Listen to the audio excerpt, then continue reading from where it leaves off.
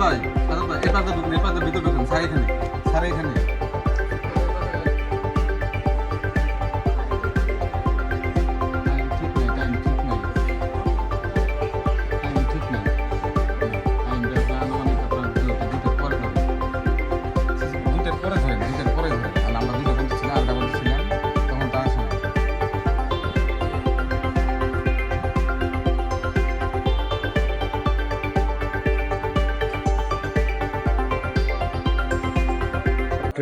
বাবার একটা বলতো রঙের কাজ শেষ করে পালমশে চলে গেছে।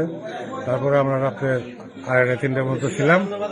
হ্যাঁ, 2:30-3টা করার পরে আমরা যাদের ঘরে গেছি, ঘরে যাই একটু শুয়েছি, গাড়ি করছি।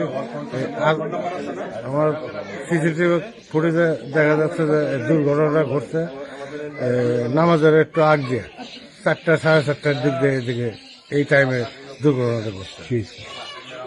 প্রত্যেকটা মূর্তির মাথা ভেঙে ফেলেছে।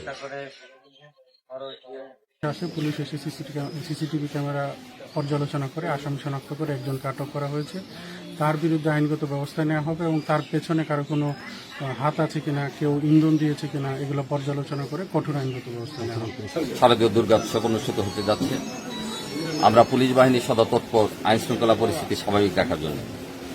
আজকে ভোরবেলায় 6টার আগে আমাকে ফোন করে যে এখানে প্রতিমা ভাঙচুর হয়েছে। আমি তাৎক্ষণিক আমার মাননীয় পুলিশ সুপার মহোদয়কে অবহিত করি, ঊর্ধ্বতন অফিসারকে অবহিত করে